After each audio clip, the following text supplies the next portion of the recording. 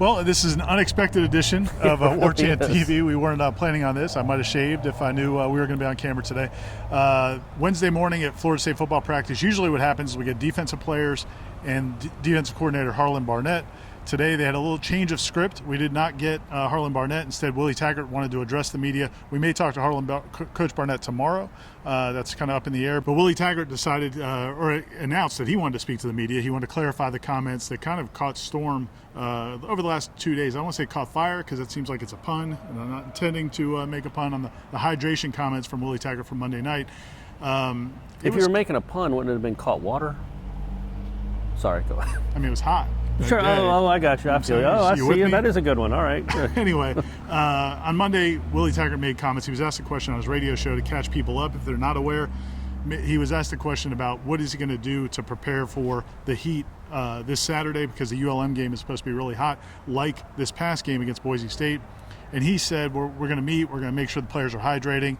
And he made a comment along the lines of, I don't know that we did a great job of that last week. Well, that part is kind of what I think set everything ablaze. Mm-hmm. Oh, there we go. Man, you're on fire. And anyway, the story ends up getting reported locally, becomes a national story. Would point out that a little self-serving Warchant.com did not do a story on that necessarily, but I did tweet about it, and I think we all tweeted about it. But anyway, the story kind of went viral. ESPN had it on their scroll, their ticker yesterday. They did a story about Florida State. Willie Taggart saying dehydration was part of the reason they lost to Boise State, which he never said. But anyway, the whole thing was he wanted to clarify his comments.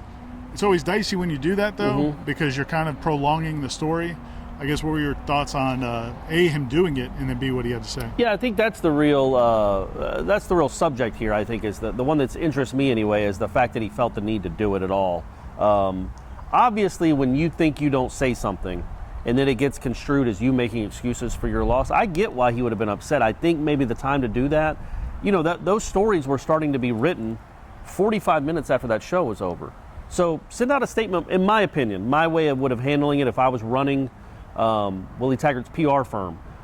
Send out a statement Monday night saying in no way was I suggesting that we lost to Boise State because of dehydration or that my medical staff was not doing a good job. In fact, here's the transcript. Here's what I meant. I apologize if there was any confusion.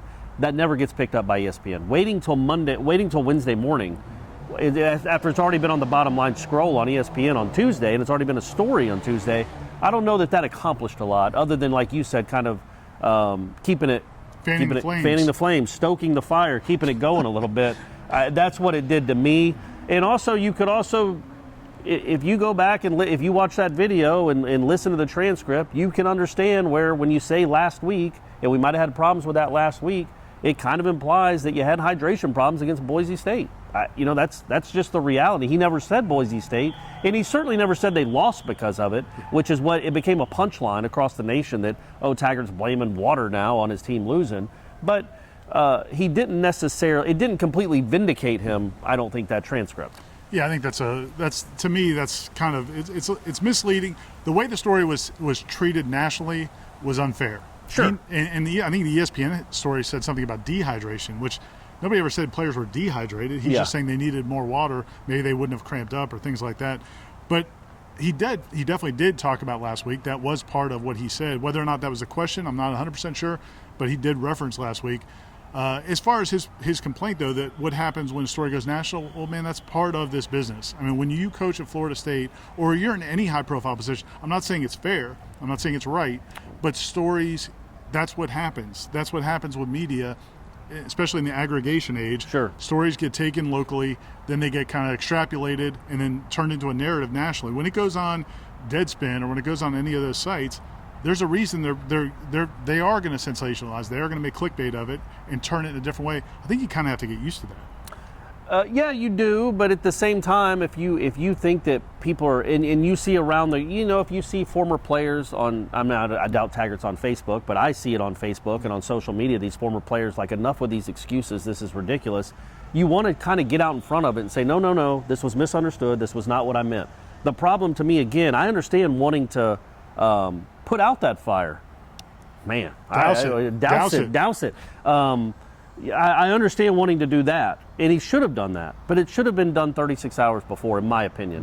Doing it Wednesday, not letting your coordinator speak your defensive coordinator, who we all want to talk to. That's the real story around here, not dehydration, but your defense giving up 620 yards. That's the real story.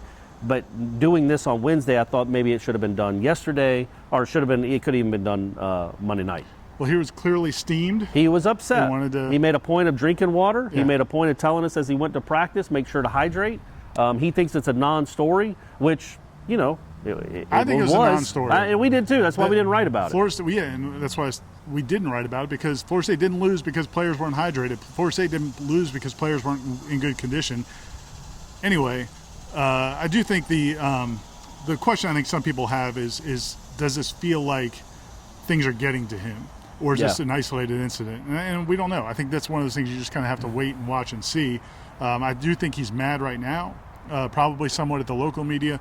Also, it just kind of how the media acted in comments on social media. I think some of the comments from me and other people on social media that made it seem like he was complaining about other parts of the staff or the athletics department, I think irritated him as well, which he's right to be angry about. But well, he's right to be angry about it, but that doesn't mean he's right. You know what I mean? Like you